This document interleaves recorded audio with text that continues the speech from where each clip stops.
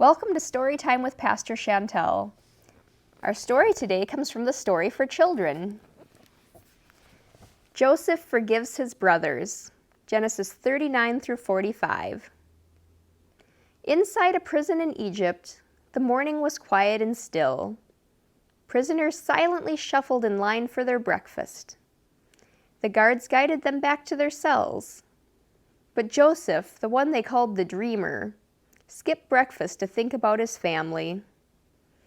He thought of his father Jacob and his brothers who had sold him as a slave. Years passed, but still he missed his family and wondered if they would ever see him again. Even in his homesick moments, Joseph trusted God and knew that life had a purpose and God's big plan. Joseph's daydreaming was interrupted by a messenger from the palace. "Pharaoh wants to see you. He has heard that you can explain the meaning of dreams. No one has been able to explain the dreams that have upset him lately." Joseph was taken to the palace. The king described his dreams of fat cows and skinny ones.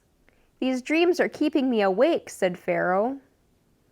Joseph told the king, "Only God has the power to explain dreams, but I trust him to help me understand."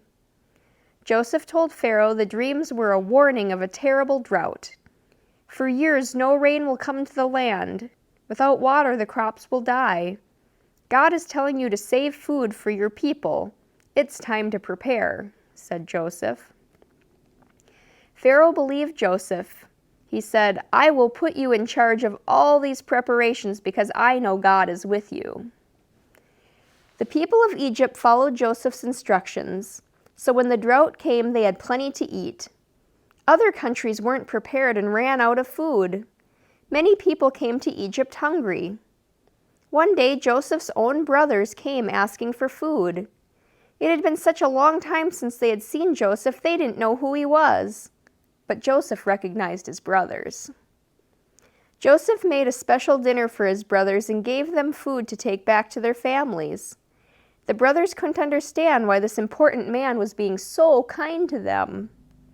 Joseph watched and waited, trying to decide what to do. Finally, he said, "I am your brother Joseph." The brothers could hardly believe it. They were ashamed and afraid because of the way they had treated their little brother so long ago. Joseph hugged his brothers. "Don't be mad at yourself for what you did to me," he said. "Even though you meant to do something bad, God used your actions to do something good." Joseph always knew God was with him. Now his life's journey made sense. Soon the whole family gathered in Egypt. God did this good thing. Joseph and his family praised God for bringing them together again. God's message. The power of forgiveness has restored your family. They will not just survive in this strange land, they will thrive here. Always remember that when you trust me with your life, I will do great things through you.